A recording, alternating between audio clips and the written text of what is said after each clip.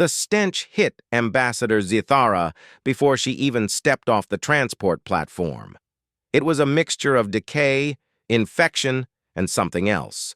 Something that made her 4 stomachs churn in ways she hadn't experienced since her first dissection class at the Galactic Medical Academy. Through the reinforced viewing window of the quarantine facility on Station Zarian 7, she could see why every major species in the Galactic Council had declared the situation beyond salvage. The creature that had once been known as King Fenris of the Lupine dynasty now lay motionless on a bio-containment platform, barely recognizable as the proud warrior ruler who had once commanded the respect of 17 star systems. His once magnificent silver fur was completely hidden beneath a writhing mass of parasitic organisms that pulsed and shifted like a living carpet. The parasites were unlike anything in the galactic medical databases, microscopic individual units that had somehow learned to work together, forming larger structures that moved with disturbing coordination across their host's body. "How long has he been like this?" Zithara asked Dr. Vex Thul, the station's chief medical officer. The crystalline physician's translucent body flickered with patterns of distress as he consulted his data pad. 47 standard rotations since the initial infection. We've tried every conventional treatment protocol. The parasites adapt faster than we can modify our approach. They're not just feeding on him, they're studying our medicine and developing countermeasures in real time. Dr. Vex Thul's voice carried the weight of professional failure. The Lupine Royal Guard brought him here as a last resort. Every major medical facility in their space had already given up. Zithara moved closer to the observation window, her secondary eyes focusing on the king's face. Even through the mass of parasites, she could see that his eyes were still alert, still aware. The knowledge that he was conscious through all of this made her stomach acids churn more violently.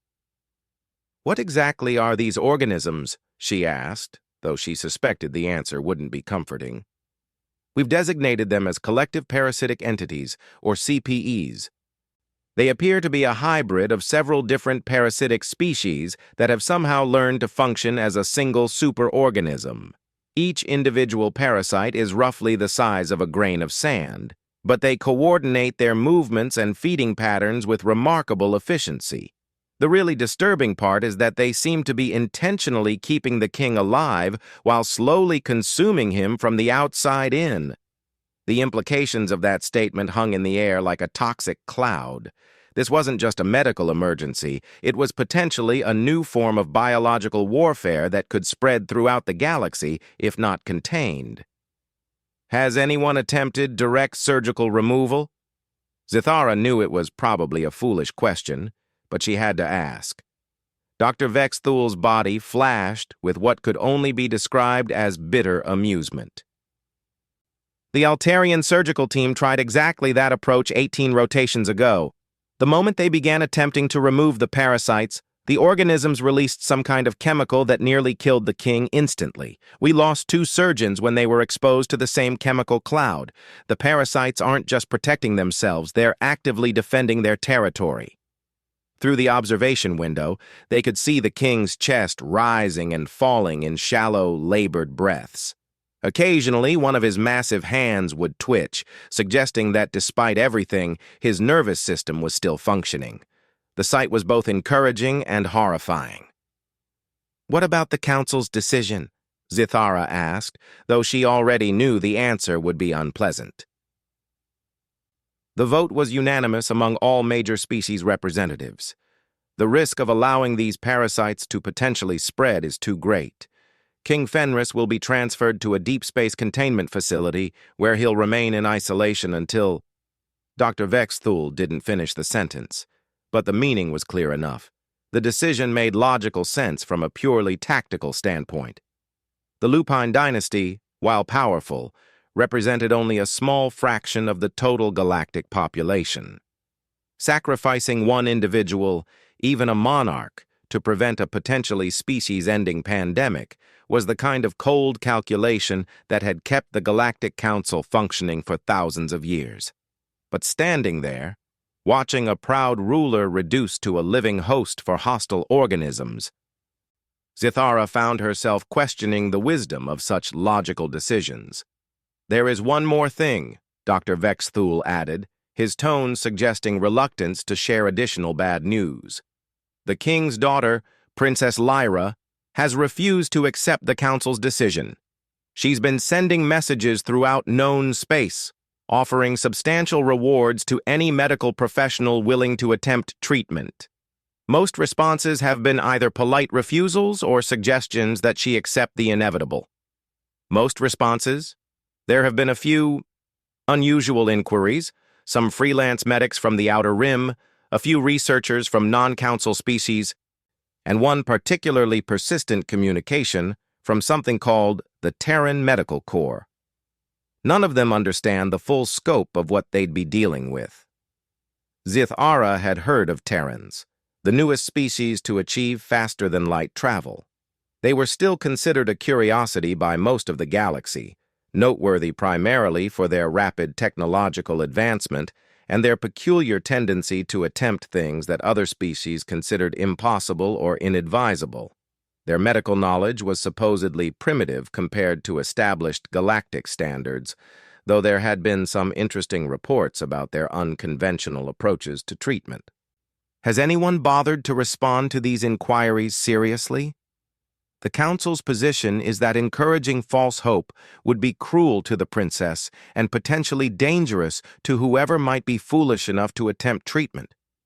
We've been instructed to politely decline all offers of assistance. As they spoke, an alert chimed on Dr. Vexthul's communication device. He glanced at the message, and his body patterns shifted to indicate surprise. "What is it?" "A new transmission from the Terran Medical Corps.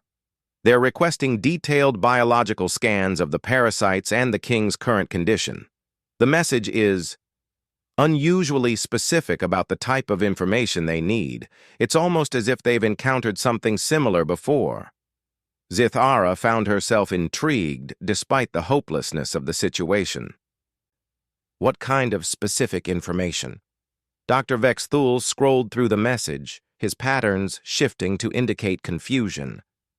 "They want detailed chemical analysis of the parasites' defensive secretions, information about their reproductive cycles, data on their coordination mechanisms, and something called baseline metabolic requirements.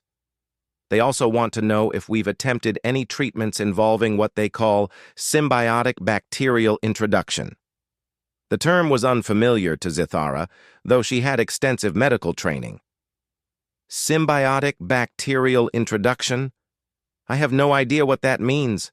It's not a recognized treatment protocol in any medical database I can access. But the way they phrase their questions suggests they might understand these organisms better than we do. Before Zithara could respond, another alert sounded throughout the medical facility. This one was different, more urgent, with the distinctive tone that indicated an incoming priority transmission from Council authority. Dr. Vexthul activated the communication system, and the holographic image of Council Speaker Threndak appeared in the center of the observation room. The massive insectoid leader's mandibles clicked with agitation as he spoke. "Medical Station Xerion 7. This is an official Council directive. You are hereby ordered to cease all communication with outside medical personnel regarding the lupine situation. The matter has been classified as a Council security issue, and all future inquiries are to be forwarded directly to Council Medical Authority. No exceptions." Dr. Vexthul's body patterns indicated compliance, but Zithara noticed a subtle hesitation before he responded. "Understood, Council Speaker. All communications will be redirected as instructed. Furthermore," the Speaker continued, "transportation for the patient to Deep Space Isolation Facility Omega-9 has been scheduled for the next rotation. Prepare all necessary containment protocols for transfer." The hologram flickered out, leaving them in uncomfortable silence. Zithara stared through the observation window at King Fenris, watching the parasite's pulse and shift across his body in patterns that seemed almost hypnotically coordinated. There was something in that Terran message that worried the Council, she said quietly. Dr. Vex Thul's patterns indicated agreement, though he clearly wasn't comfortable discussing it openly. The timing of the speaker's directive was notable. What exactly did the Terrans ask about? After a moment of internal conflict visible in his shifting crystalline structure, Dr. Vex Thul transmitted the full text of the Terran message to Zithara's personal communication device. Reading it, she began to understand why the Council might be concerned. The message wasn't just asking for medical information, it was asking for very specific details that suggested the Terrans had encountered these exact organisms before. More troubling, some of their questions implied that they might know not only how the parasites functioned, but also where they came from and how they had been weaponized. The final line of the message was particularly intriguing. If conventional treatments have failed, we may be able to offer alternative approaches based on our experience with similar biological weapons encountered in the Outer Rim conflicts. Biological weapons.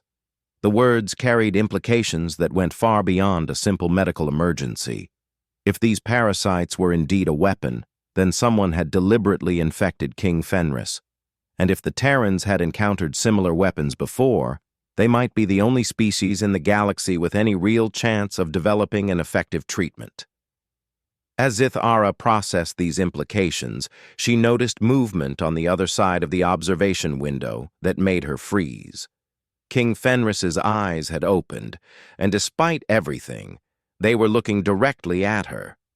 For just a moment, the proud intelligence that had once commanded star systems was clearly visible through the mass of parasites. His mouth moved slightly, and though no sound could penetrate the containment barriers, she could read his lips clearly enough. He was saying one word over and over: help. The sight of the once mighty Wolf King reduced to silently pleading for assistance while slowly being consumed by hostile organisms was more than Zithara could bear to watch. She turned away from the window, but the image remained burned into her memory.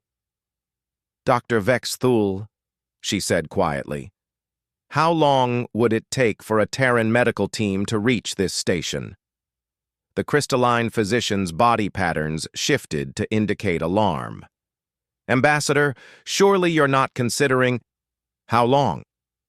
After a moment of calculation, he replied, assuming they departed immediately and traveled via the fastest commercial routes, approximately 6 standard rotations.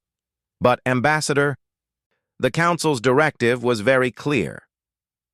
The Council's directive was to forward inquiries to Council Medical Authority. It said nothing about preventing medical personnel from traveling to this general area of space for their own purposes. Dr. Vex Thul's entire structure froze as he processed the implications of what she was suggesting. That would be a very dangerous interpretation of the directive, Ambassador. Perhaps. But King Fenris will be transferred to the isolation facility in 1 rotation. After that, no one will have access to him except Council Medical Authority, and we both know they have no intention of attempting further treatment. She looked once more through the observation window at the King's motionless form. If there's even a small chance that these Terrans might be able to help, don't we have a moral obligation to explore that possibility? Before Dr. Vex Thul could respond, Zithara activated her personal communication system and began composing a message to Princess Lyra of the Lupine dynasty. The message was brief and carefully worded to avoid direct violations of Council directives while still conveying the essential information. Princess Lyra, this is Ambassador Zithara. I am currently observing your father's condition at Medical Station Zirian 7. While I cannot offer false hope, I believe you should be aware that there have been some unusual inquiries from medical professionals who claim experience with similar conditions. You may wish to conduct your own research into something called the Terran Medical Corps. Time is extremely limited. As she sent the message, Zithara realized she was potentially ending her own career in council service. But watching King Fenris mouth his silent plea for help had made her realize that some things were more important than bureaucratic protocol. Dr. Vexthul remained silent as she sent the message, but his body patterns indicated a mixture of respect and fear for what she had just done. Neither of them spoke as they continued their vigil at the observation window, watching the parasites pulse and shift across the Wolf King's body, while precious time continued to count down toward his transfer to the isolation facility. Somewhere in space, their message was traveling toward Princess Lyra, carrying what might be the only hope for saving her father's life. The question now was whether that hope would arrive in time, and whether the mysterious Terrans truly possessed the knowledge and courage necessary to attempt what every other species in the galaxy had declared impossible.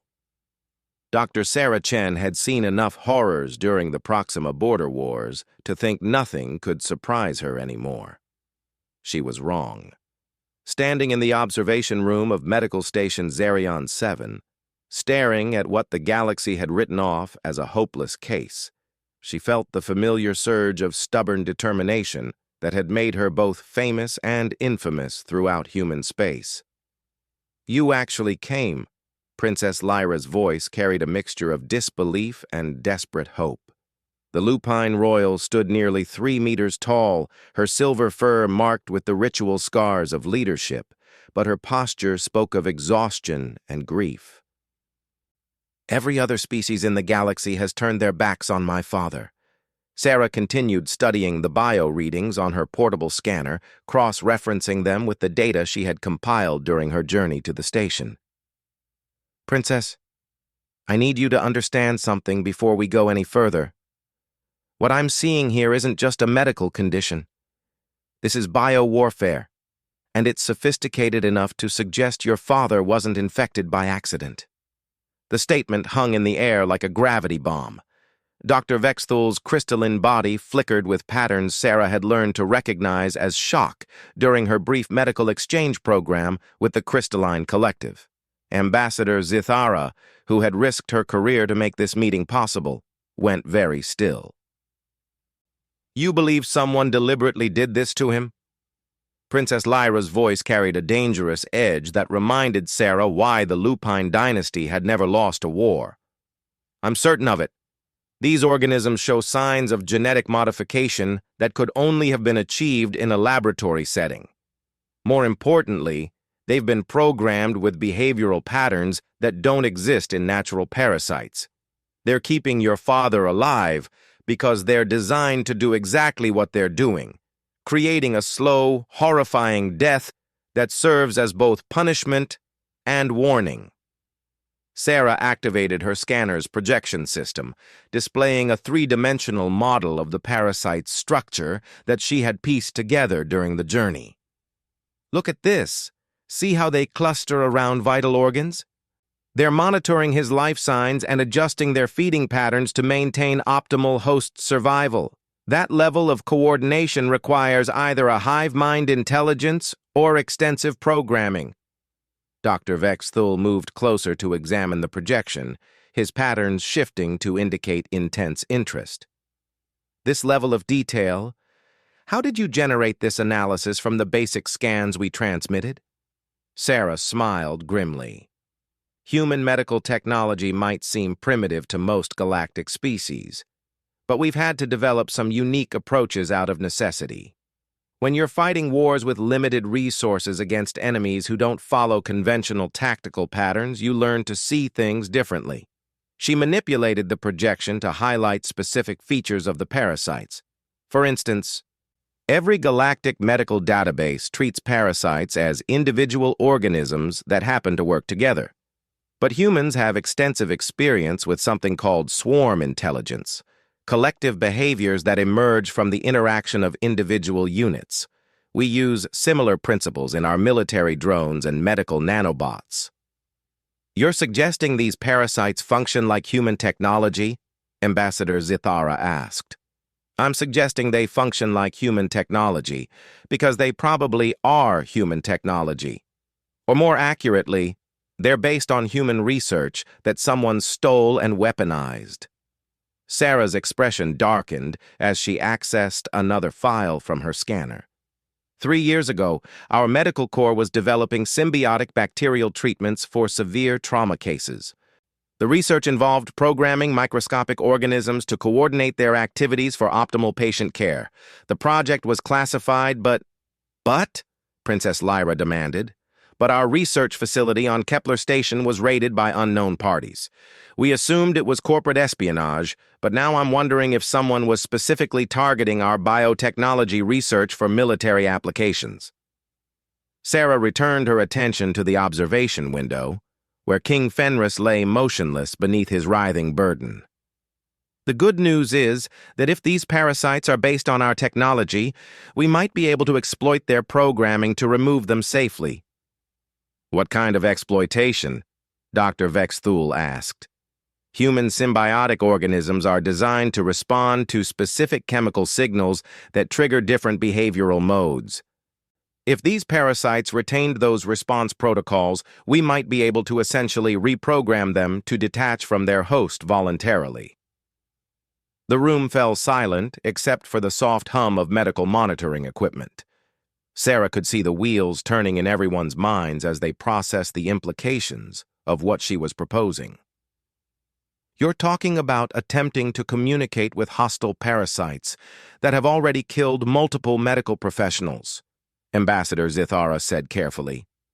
No, I'm talking about speaking to them in their own language. If they're based on human technology, they're not hostile. They're just following their programming. And humans wrote that programming, which means humans can rewrite it. Princess Lyra stepped closer to the observation window, her massive hands pressed against the reinforced glass. What would you need to attempt this treatment? Sarah consulted her scanner again, running through the list of requirements she had compiled during her analysis. First, I need direct access to the patient. The kind of chemical signaling I'm talking about requires precise application to specific parasite clusters. I can't do it remotely. Absolutely not, Dr. Vexthul interjected immediately. The risk of infection or chemical exposure is too great. We've already lost medical personnel attempting direct contact. Which brings me to my second requirement, Sarah continued calmly. I need to use human medical equipment that your species aren't familiar with, specifically our environmental suit technology that's designed for biological warfare environments. She activated another projection, this one showing a detailed schematic of her medical suit. Human armor doesn't just protect against physical damage.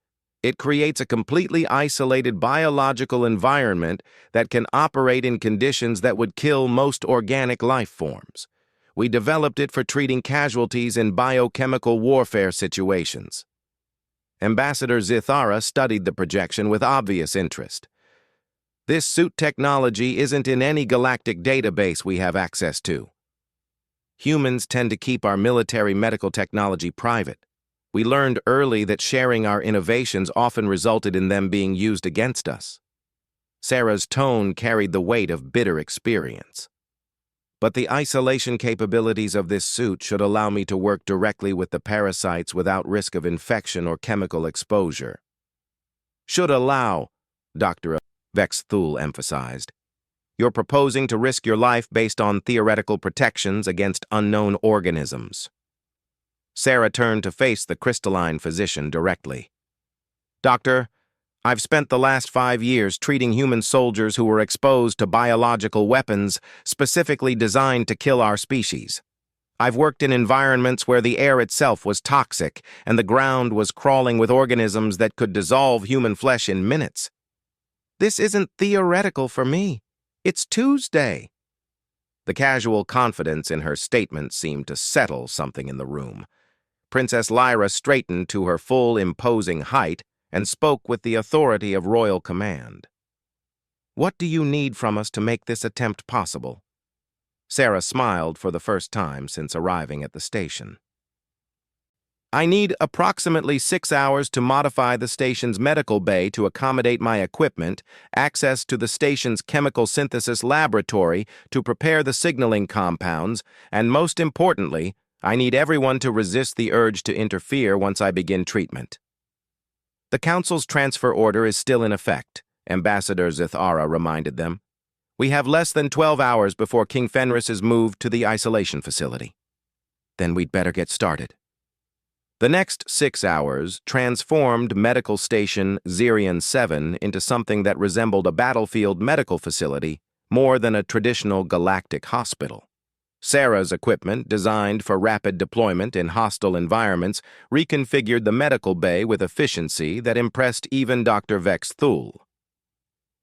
The centerpiece of her setup was a containment chamber that looked more like a military bunker than medical equipment. Multiple layers of energy barriers, chemical filters, and biological scrubbers created what Sarah called a sterile combat zone, where she could work with complete protection for both herself and everyone else on the station. This is remarkable engineering, Dr. Vexthul commented as he studied the readouts from Sarah's equipment. The isolation protocols are more sophisticated than anything in our medical databases. Human military medicine has different priorities than civilian health care, Sarah explained as she calibrated her suit's biological sensors. When you're treating soldiers in active war zones, your equipment needs to protect against attacks that haven't been invented yet. Princess Lyra watched from the observation area as Sarah prepared her chemical compounds in the synthesis laboratory. The process involved combining elements in ways that seemed random to galactic medical knowledge, but Sarah's confidence suggested she knew exactly what she was doing. "Dr. Chen," Princess Lyra said quietly, "why are you doing this? Your species has no political connection to the Lupine dynasty. There's no strategic benefit for humans in saving my father's life." Sarah paused in her preparation to look at the princess directly. "Your Highness, humans have a saying, 'Leave no one behind.' It means that when someone needs help, their species, politics, or strategic value don't matter. What matters is that they're suffering and we have the ability to help. But surely your own people must have medical emergencies that would benefit from your attention." "They do. And other human medics are handling those cases while I handle this one. That's what we do. We help whoever needs help, wherever they are, because we believe that's what makes us human." The simple sincerity of the statement seemed to resonate through the room. Ambassador Zithara, who had spent years studying human behavior for the Council, found herself reconsidering many of her assumptions about human motivations. As Sarah finished her preparations, alarms began sounding throughout the station. The transport vessel sent by the Council to collect King Fenris had arrived early, and they were demanding immediate access to the medical facility. "How long do you need?" Princess Lyra demanded. Sarah was already sealing herself into her biological warfare suit, the sophisticated armor transforming her from a small human female into something that looked capable of surviving in the vacuum of space. "Give me 2 hours. If I can't establish communication with the Parasites by then, the approach isn't going to work. The Council transport team won't wait 2 hours. Then we'll have to convince them to wait." Sarah's voice, filtered through her suit's communication system, carried a confidence that seemed almost supernatural. "Princess, I need you to do something that might seem strange." "What?" "I need you to formally request that I examine your father in my capacity as a human medical professional. Make it official, with full royal authority behind the request." Princess Lyra's eyes widened as she understood the implications. "You want to create a diplomatic incident. I want to create legal cover. If you've officially requested human medical intervention, the Council can't remove the patient without risking a diplomatic crisis with Earth. They'll have to wait for my official medical assessment before proceeding." Ambassador Zithara looked alarmed. "That kind of diplomatic maneuvering could have serious consequences for human Council relations." Sarah was already moving toward the containment chamber where King Fenris lay waiting. "Ambassador, with respect, human Council relations are already pretty rocky, but saving the life of a galactic monarch? That's the kind of thing that improves diplomatic relationships. As she entered the containment chamber, Sarah could feel the weight of everyone's expectations pressing down on her. Through her suit's sensors, she could see the parasites more clearly than anyone had managed before. They weren't just feeding randomly. They were following patterns that looked almost like circuitry, creating biological networks across the king's body. "Beginning initial contact protocols," she announced to the observation room. From her suit's storage, she withdrew a device that looked like a cross between a medical scanner and a military communications array. If these things really are based on human technology, they should respond to basic inquiry signals.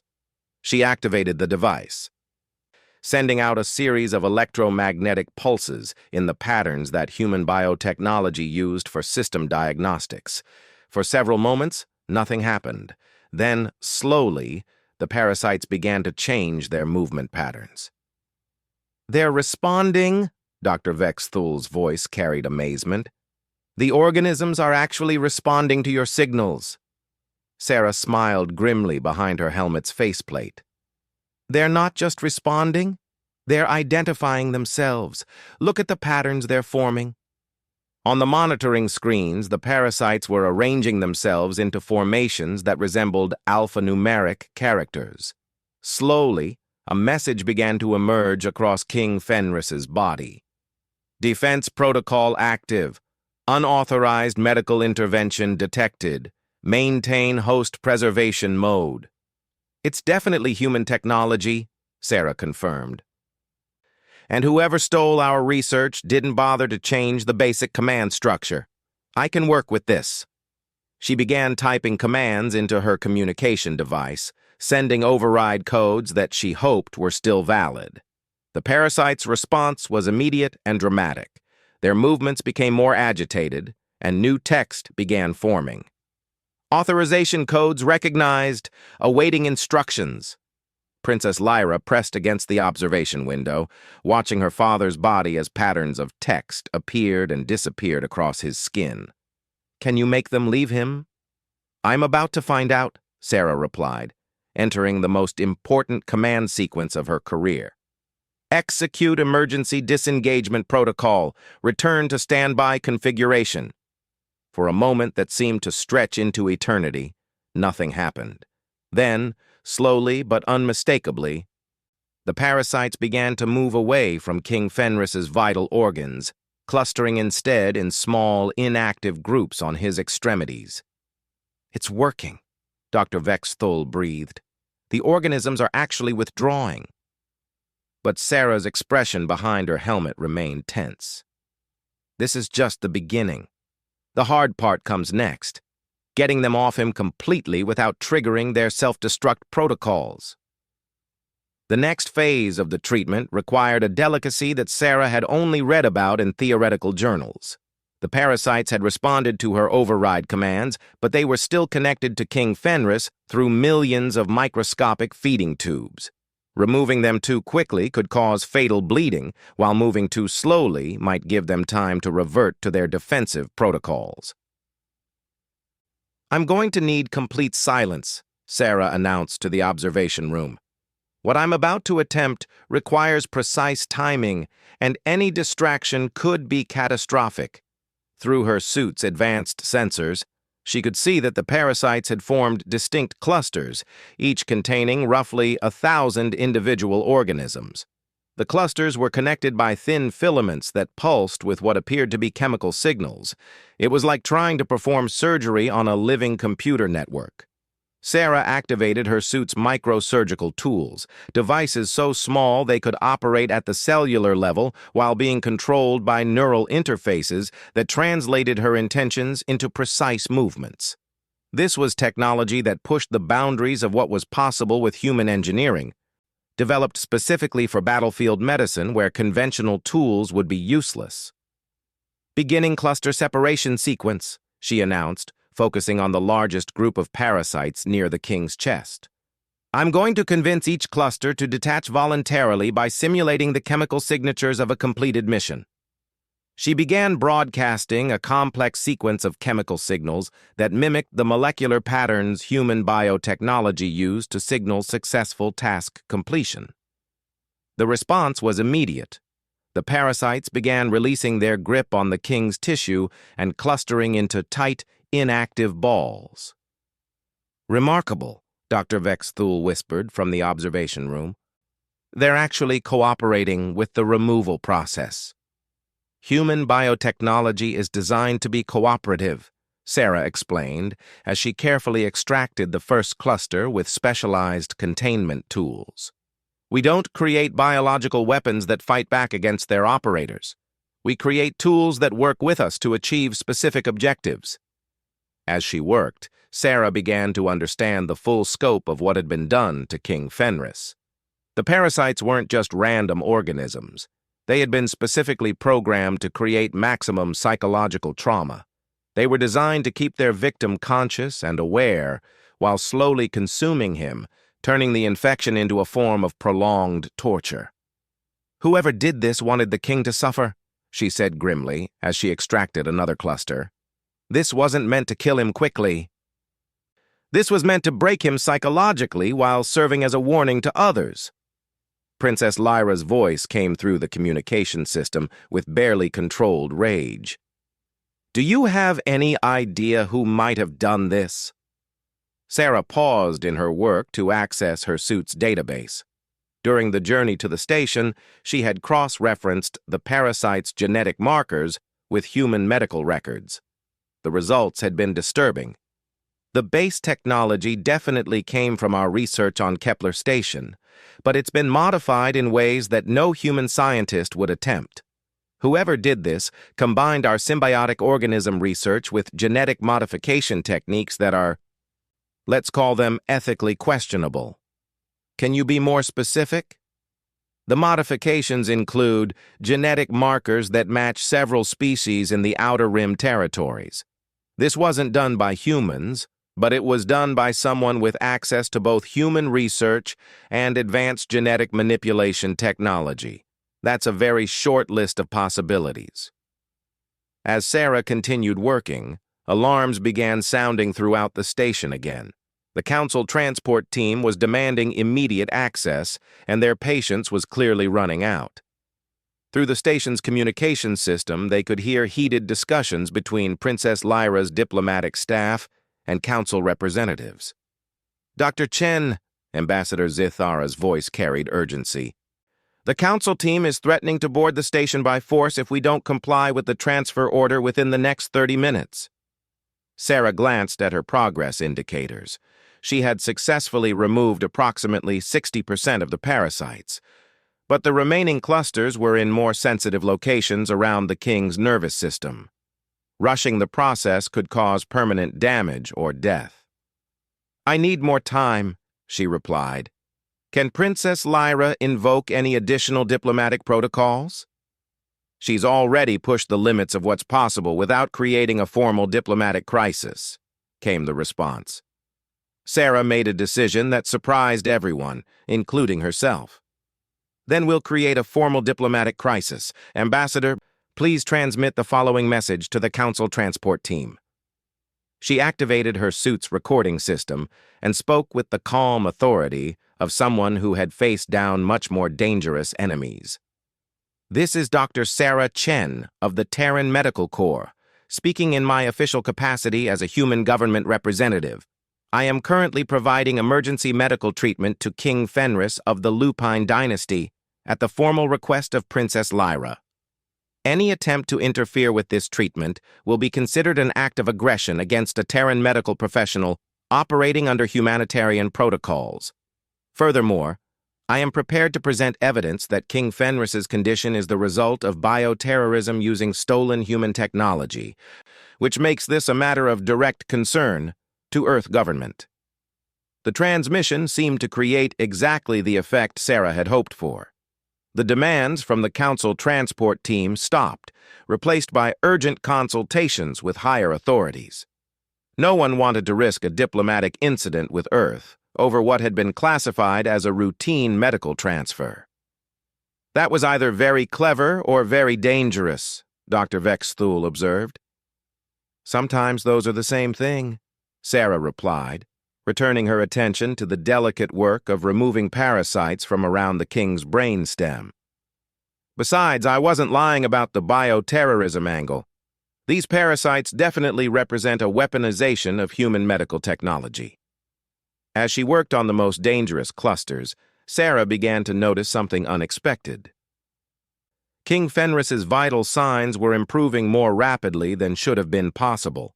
His heart rate was stabilizing, his brain activity was increasing, and his cellular regeneration was accelerating beyond normal lupine physiology. Dr. Vexthul, are you seeing these biological readings? Yes, and I don't understand what I'm seeing. The king's recovery rate is far exceeding normal parameters for his species. Sarah paused her extraction work to run additional scans. The results were fascinating and slightly disturbing. The parasites weren't just feeding on him, they were regulating his biological systems. They've been artificially maintaining his health at optimal levels for months. Now that they're being removed, his body is essentially releasing all of that stored energy at once. Is that dangerous? I don't think so. But it means he's going to wake up much sooner than I expected. Sarah accelerated her pace, carefully extracting the remaining parasite clusters while monitoring the king's rapidly improving condition. Princess, your father is going to regain consciousness very soon. I need you to be prepared for that. Through the observation window, they could see subtle changes beginning to occur. King Fenris's breathing was becoming stronger and more regular. His massive hands, which had been motionless for months, began to show small movements. Most significantly, his eyes were beginning to track movement around the medical chamber. Sarah extracted the final cluster of parasites, just as King Fenris's eyes snapped open with full awareness. For a moment, the Wolf King looked around the medical chamber with confusion, trying to process what had happened to him. Then his gaze focused on Sarah, still sealed in her biological warfare suit, holding a container filled with the organisms that had been tormenting him for months. His voice was weak but unmistakably intelligent. You removed them? Sarah nodded, checking her readings to ensure all parasites had been successfully extracted. Yes, Your Majesty. You're free of the infection. King Fenris struggled to sit up, his massive frame still weakened from months of biological assault. Who are you? What species? I'm human, Your Majesty. Dr. Sarah Chen of the Terran Medical Corps. The king's expression shifted to something between amazement and confusion. Human? But the council declared my condition untreatable. Every major species in the galaxy said nothing could be done. The council was working with incomplete information, Sarah replied diplomatically. The parasites were based on stolen human technology, which gave me certain advantages in developing a treatment approach. As King Fenris's strength returned, his royal bearing began to reassert itself.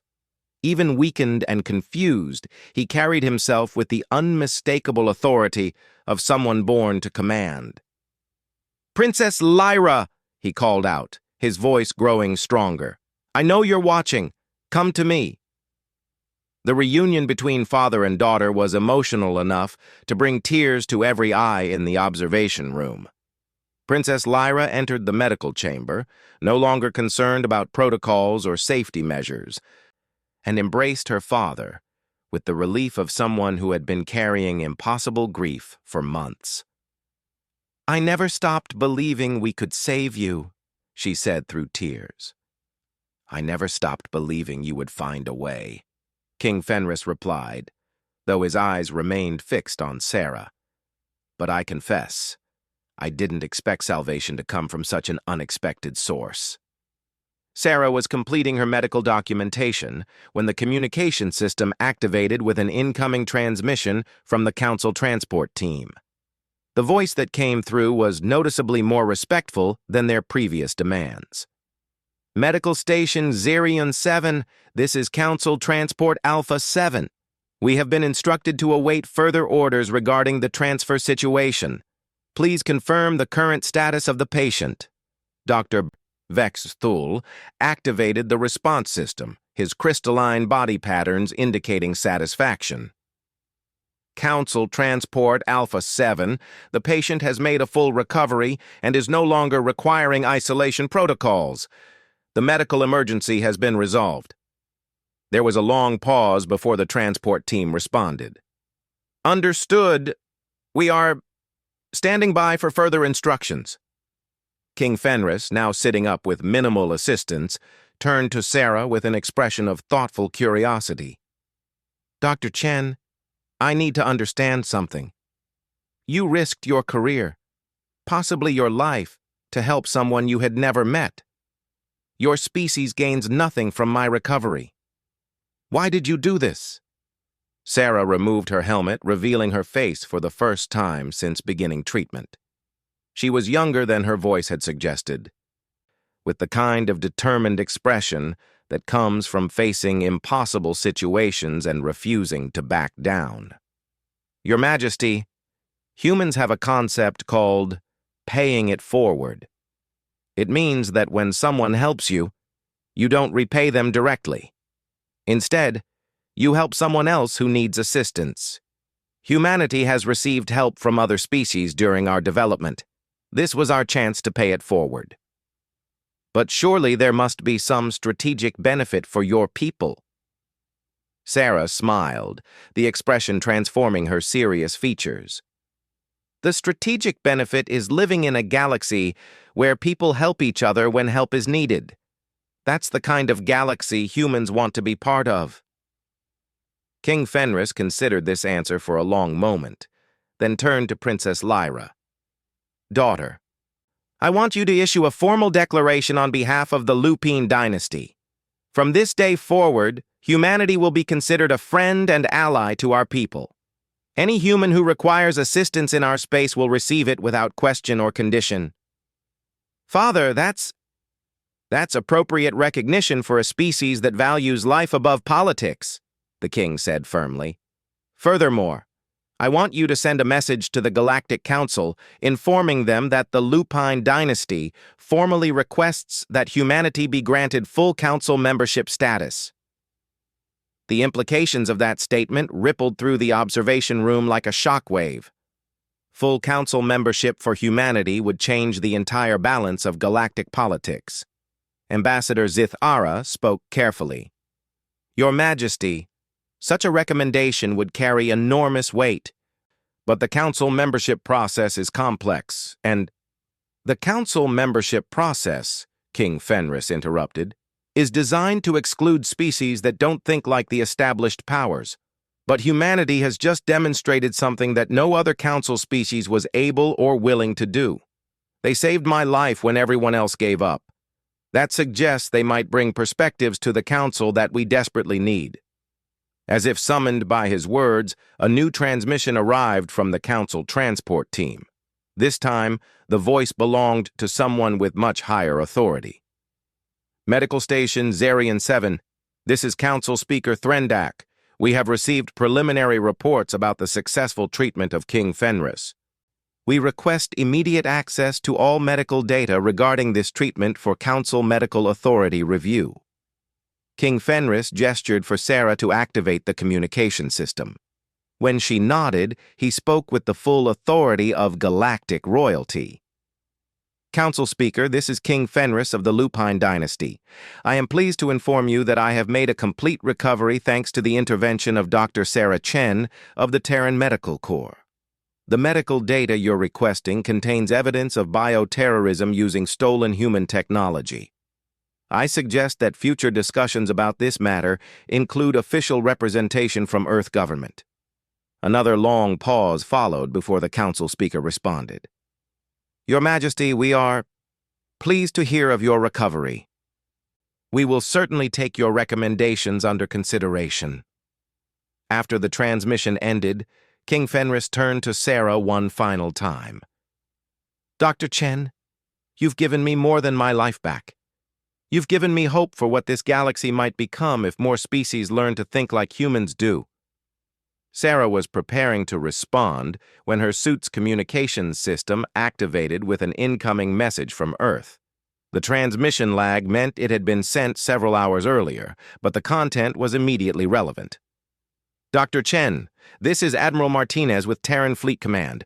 We've received reports of your diplomatic situation with the Galactic Council. Please be informed that the Earth government is prepared to support your actions with full diplomatic backing. Additionally, we've discovered evidence that the biotechnology theft from Kepler Station was conducted by agents working for the Hegemony Coalition in the Outer Rim territories. This information has been forwarded to relevant council authorities. The message continued with technical details, but the important point was clear. Humanity wasn't just helping King Fenris as individuals, they were doing it as official representatives of Earth government, and they had evidence that could reshape galactic understanding of the recent conflicts in the Outer Rim. As Sarah processed this information, she realized that what had started as a simple medical emergency had become something much larger. By refusing to abandon King Fenris when other species gave up, humanity had demonstrated values that could change how the entire galaxy approached problems. King Fenris, who had been listening to the Earth transmission, nodded slowly. Dr. Chen, I think your species is going to find that paying it forward brings more benefits than you expected.